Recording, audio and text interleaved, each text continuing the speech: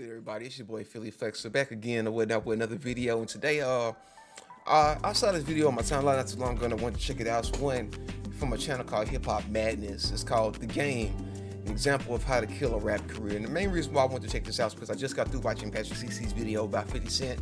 And, 50 Cent Game, they kind of, I ain't gonna say they go hand in hand, but it's kind of, it kind of reminds me of it or whatnot. So I guess that's why it popped up. But either way it go or whatnot, I wanted to see what they was talking about and see what all they want to say the Game did or whatnot to actually ruin his career, because he was supposed to be a very promising rapper, and some people say he's one of the hardest rappers out there or whatnot. It was one of the hardest rappers out there, but yeah, some people this is like, no, he had a good album or two or whatnot, and that was it. But let's go ahead and hop into this or whatnot and see what he's talking about. West Side Story, How We Do, Hated or Love It, Church for Thugs, Special, and Higher. He came back recently from overseas and it's like he's feeling himself, like because of how well his record is selling, So I openly, I wouldn't expose what I did for the project, but I wrote those records. I created the concept of those records and he rapped around it. He's a great rapper. He's not a good songwriter. It's a major difference. He says a lot of people's names for shock value. He says things he doesn't mean. He says a lot of things and take it back. He had issues with Joe Buttons. Then he runs into him in a club and they're taking pictures. He had issues with Memphis Bleak. Then he ran into Memphis Bleak in Miami. It was no problem. See, I heard Memphis Bleak was like them Memphis Bleak, Beanie Siegel. I heard some of them niggas stir you really didn't want to fuck with. A fake person. I'm gonna tell you exactly what it is. He has a lot of inconsistencies. To remain at the top of a genre like hip-hop, you're naturally gonna need to violate your own sense of right and wrong from time to time. With up-and-comers breathing down your neck on all sides, infringing upon your moral code can be a difficult but necessary thing to do if you hope to stay in the limelight. Constantly compelled to assert himself into beefs even when his fans wish that he'd let the music do the talking, this need to balance public persona and personal views is one that the Game has wrestled with his entire career. Once an immensely talented rapper and an agitator who's allowed his feuds to create more headlines than his music, the Game has been left with a muddled perception of who he is, and in doing so, has become a textbook example of how not to age gracefully in hip-hop. Where some of his contemporaries from the early 2000s have transitioned into hip-hop moguls, the Game, who is technically an OG with a classic under his belt, constantly engages in gimmicky behavior that you'd expect from clout rappers, such as the recent video in which he made a woman drink from a trash can to get a pair of Balenciagas. But that's fucking crazy. I didn't even see that done. You down bad like that, B? You pulling YouTube prank video type shit? If you do this and this here or whatnot, I'll give you get the hell out of Texas with that lame But ass. throughout the years since he dropped the documentary, an album which began and ended his affiliation with Dr. Dre, Interscope, and G-Unit in one fell swoop, the Game has been in so many beefs that there are entire articles dedicated to him beefing with everyone from Meek Mill and Razkaz to Lil Durk and Suge Knight. Something that completely contradicts what he said at the beginning of his career. I don't battle, I don't beef with, I do remember this. Unless I hear my name, then I'm coming. But at this point, beefing has become a massive part of his persona. Confident, yet somehow always striving to prove himself in ways that make him a walking contradiction, the Game's urge to interject himself into every cultural matter makes it seem like he's stirring the pot simply because he can, rather than because he has something worthwhile to contribute. For example, when he dove in to defend Lil Wayne during his beef with Young Thug in 2015, the resounding sentiment from fans was confusion. And even more frustratingly, it contradicted his well-documented attempts to squash tension with Thug before issues could develop. While Thugger and the Game had little to no ties, his bipolar tendencies have also impacted on his relationship with his peers. Though it feels like ancient history now in light of them becoming BFFs, this is a man who went from endorsing Kanye in every public interview to spitting, "I held Kim Kardashian by the only to, once again, back down. There's a few times where Ye called me after he just heard says me too say much. and was like, "What's up?" And I'm like, "What's up?" He like, "Come on, man." And I'm like, "Come on, what?" He like, "Kim's mad about the line. Can you just not do it anymore?" And I'm like, "Yeah." So I stopped for a while, and then I did it again, and he got a little off at me. We didn't speak for like 6 months. I'm not saying it was due to that. Why would you? But That's I my thing right there. Stop bringing up people's wives and shit, man. time. I felt he meant it, and I love him to death. So then I really just asked it, and we've been smooth ever since. So. Okay.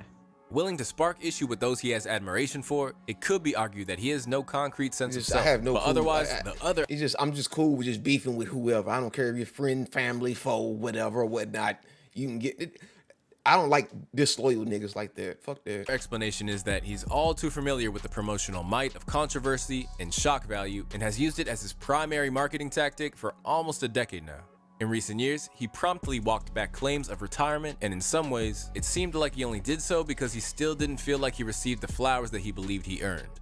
I've had a great run and surpassed my rap goals a long time ago, he said at the time when he was to bow out with 2019's Born to Rap. It will always be quality over quantity from where I stand. The real music will always prevail, and this album will cap off an amazing run. There's a lot of moving pieces to put together the quality of music. These days, man, I'm sorry, I feel like the game don't deserve these flowers that he. There's so many rappers out there or whatnot who do like one good album, maybe 1.5 good albums, whatever thing. Oh, I heard my flower. No, bruh. No, bruh.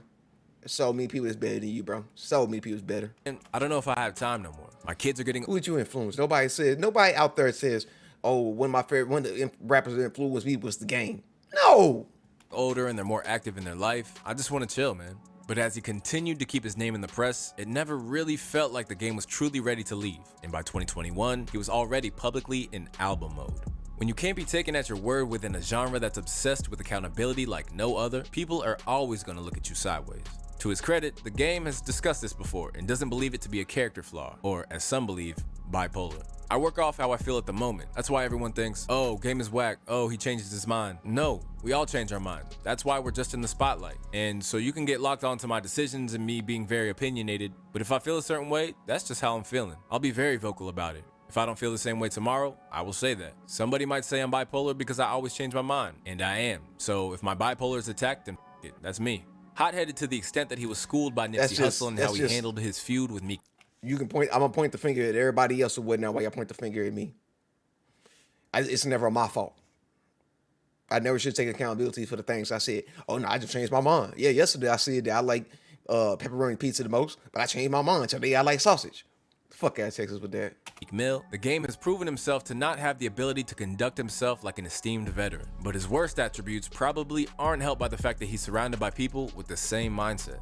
Namely, his longtime manager, Wack 100. Coupled with Wack's rise to fame with the help of Clubhouse, his tendency to run his mouth with complete disregard has reached the point where he's negatively impacted the game's career, like when he claimed to have possession of a gay tape involving Nipsey Hussle, which led to the leaked song World Tours, a highly anticipated song featuring Nipsey, which was set to appear on Drillmatic, to later be scrapped by Nipsey's brother, Black Sam. You being their feelings. You notice you got Meek Mills and a bunch of people over there Wack really don't see eye to eye with, or whoever he work with. My ain't his game that drove around LA. He been the biggest Nipsey supporter ever.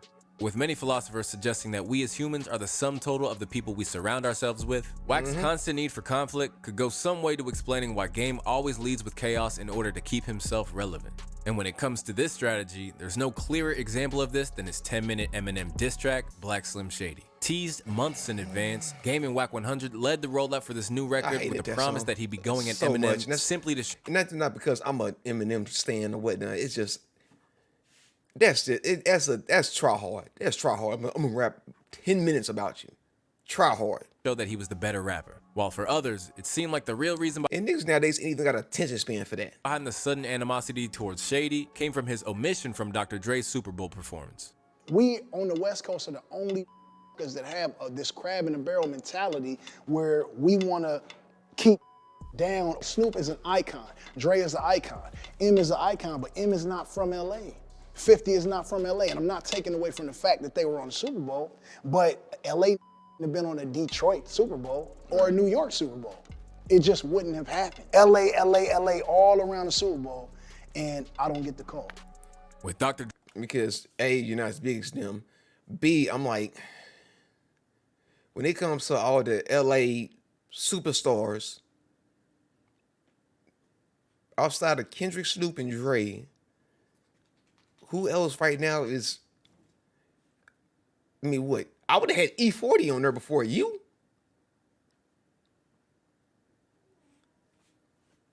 I'd have, no, I can't say Keek the Sneak. Even I would prefer Keek the Sneak, but you know what I'm saying? I mean, he's passed away. I mean, that's what I'm going to say. A lot of the great LA hip hop people have passed away. And a lot of the younger ones haven't made the name for themselves yet. Outside of Kendrick.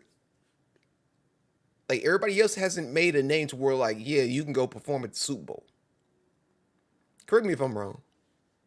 Dre's producer Focus rightly pointing out that you can't depend on an unstable cat for something as epic as that, it didn't stop the game from hyping up a potential beef with Shady. Naturally, the timing of this feud was conspicuous, with Game only deciding to fire shots at Eminem when his first album in 3 years was being finalized. And for those familiar with Game's journey, you'll know that this isn't the first time that a beef has coincided with a new album. In the wake of Karrueche and Chris Brown breaking up, The Game liked a series of photos to bait Chris Brown to respond in the lead up to the documentary too. And to most people, that timescale was way too convenient. At this point, while it kind of makes sense for The Game to align beefs with his albums, it doesn't change the fact that when the track finally arrived, any publicity that it may have earned him was overshadowed by the fans' lukewarm response to the track, with some even accusing him of coming off as desperate for trolling. Because I can't see Eminem responding to it. There was nothing incendiary to make M say, oh no, this one tripping. Yeah. From that track, taking Eminem's style, 3 or 4 different flows of M, then going and commenting under Haley's pictures. This mother trolling the out of M to get him to jump. Anyone making a diss towards one of the biggest rappers in the world, you're gonna walk away remembering at least 1 or 2 bars. We all remember Your Beard Is Weird from MGK. If the song was harder, you'd have some takeaways. He didn't smack Eminem. If this was a boxing match, this mother was just ducking and maybe throwing a jab or 2, and that was it. Like, this was a hug. I just don't get what he's doing. Whether you like it or not, having other rappers' names in his mouth across both a flattering or derogatory context has been pivotal to his career and is at the bedrock of many of his most iconic verses. From Dreams to My Life and How We Do, a steady stream of allusion towards others helped him reach a superstar status. And while The Game has rolled with the punches in some ways and evolved his sound, this need to use affiliations or anger towards others as a fuel for his career has been the one thing that stopped him from ever truly ascending to the top. But despite the limitations that his over-reliance on name-dropping and overblown issues has had, Game has claimed that he isn't concerned by the discussion over his place among the industry's leading lights anyway. That don't never with me, because you got to understand where it's coming from. You got somebody at the bottom of their grandparents' house in the comments saying you fell off. Like, who the are you? To be able to hate on my music or hate on me or hate on my career, you got to be zoomed in and you got to be listening. So like everybody, you can do what you want on my page and on my socials. I don't really give like, it's thug life. If this was true, it'd be admirable. But when it comes down to it, everything else about The Game's public presence would suggest that he does care. Besides that, the claim that he doesn't care because all of his albums go #1 anyway doesn't necessarily hold weight, as he hasn't reached the top spot on hip-hop charts since 2016 with 1992. As for the Hot 100, its highest peak hasn't been breached since 2011. While none of us are above acting rashly, there's ultimately a difference between genuine acts of passion or acting stupid in the heat of battle and manufacturing beef in the name of promotion. And by 42 years of age, The Game should be his most authentic self. When other rappers have had completely new arcs of their life and reinvented themselves, Compton MC has stuck to what brought him to the game, even when he should have long outgrown it. Man, TikTok like still stuck in 2011, man. This ain't How We Do no more. This ain't Hey Love no more. This ain't Dreams no more. You need to stop all that, man. I mean, like, if there's anybody out there that still bumps The Game, let me know, because I just, no, that's just been a rapper that I've been, at this like, point, way past or whatnot. This guy here, I'm sorry, man. I think the last song I even listened to him on was actually this video right here, Monster with Tyler the Creator. And he was still the record spawner. It was him, Tyler, and Wayne, I want to say. So, yeah. Anyways, video hip hop madness and whatnot. But anyway, that's your boy Philly Phlexer, and that was The Game on how to kill a rap career or whatnot. There's several other rappers or whatnot that have done the same stupid things and killed their career or whatnot. But anyways, until next time, all right, y'all boys, deuces.